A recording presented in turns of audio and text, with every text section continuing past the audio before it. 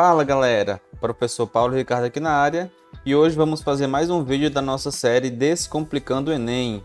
Hoje um vídeo explicativo, correto? Então vamos lá. Bom, a questão é o seguinte: por que a soma das frações 2/3 mais 3/4 não é simplesmente 5/7, como muitos alunos gostam de fazer essas continhas, né? Ele faz aqui o 2 mais o 3, 5 e 3 mais o 4, 7. Por que que não é assim? Bom, vamos lá. Entenda. Quando eu tenho assim a fração A sobre B, significa que para cada B de baixo, temos A. Ou seja, não entendi, né, professor? Então, olha aí o exemplo, ó. Se eu tivesse em 5/7 ou 5 sétimos, o que é que isso significa? Significa que para cada 7 a gente tem 5, né? Então, se eu tiver a semana tem 7 dias. Então, se eu falar assim, ó, 5 sétimos de dias da semana eu faço tal coisa. Isso significa que tem 5 dias que você faz essa coisa, né? Então, porque cada 7 você pega 5, né? Então, se eu tivesse assim 14, né? Se eu tivesse 14 é 7 mais 7. Então, eu pegaria 5 no primeiro e 5 no segundo, ou seja, teria 10. 10 de 14. Então, essa ideia bem primitiva, né? Mas vamos aqui levar para a nossa realidade. Suponha que eu tenho um copo, né? Esse copo, eu vou fracionar ele aqui, certo? Eu vou colocar ele em 9 partes, né? Eu dividi o copo, né? E aí eu vou colocar 2 dedos de água, ó. Dessas 9 partes eu vou preencher 2, né? E aí eu vou somar, certo? Com esse mesmo copo, né? Assim, o copo irmão gêmeo com as mesmas frações, né? Ó, dividir em 9 partes. Só que nesse outro copo aqui eu vou colocar 5 dedinhos de água, ó. E aí, você, né, que tem dificuldade em fração, certamente você já sabe o que acontece se eu pegar a água desse copo e colocar nesse copo aqui, correto? Porque você tem essa ideia intuitiva de acrescentar esses 2 a esses 5, né? Então aqui, ó, a gente ficaria com 7, né? 7 dedinhos aqui dos 9, certo? Bom, mas isso é uma fração, gente, ó. Aqui eu tenho 2 de 9, né? Ó, a cada 9 eu tenho 2, né?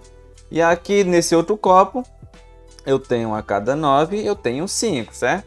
Então, quando eu faço essa soma, então dá justamente os 7 de 9, né? Então, a cada 9 eu tenho 7.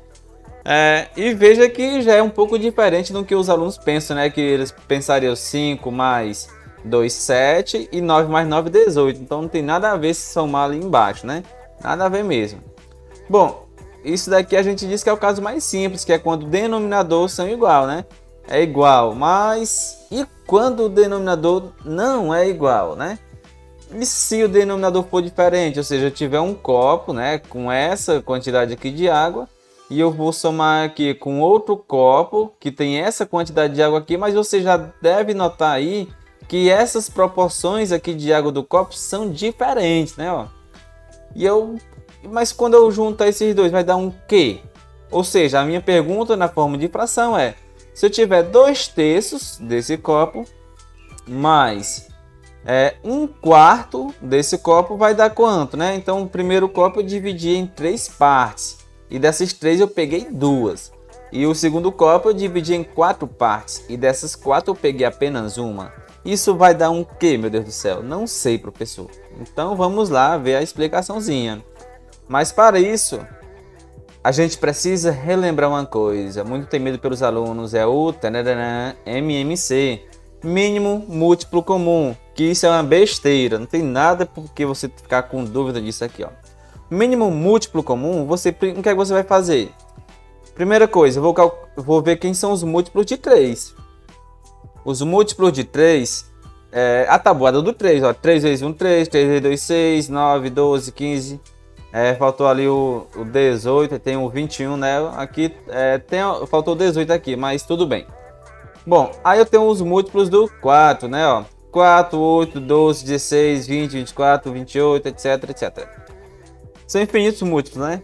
Mas eu vou analisar quais são os comuns, né? Ó, eu tenho o 12, que é comum aqui nos dois, ó, no 3 e no 4. Eu tenho aqui o 24, também é comum no 3 e no 4. Mas eu quero o mínimo. Eu quero o mínimo. Mínimo sinônimo de menor. Quem é o menor? O múltiplo deles aí, que são comuns. O 12, por isso que o MMC de 3 e 4 é 12. Então essa é a maneira bem infantil de você descobrir o MMC.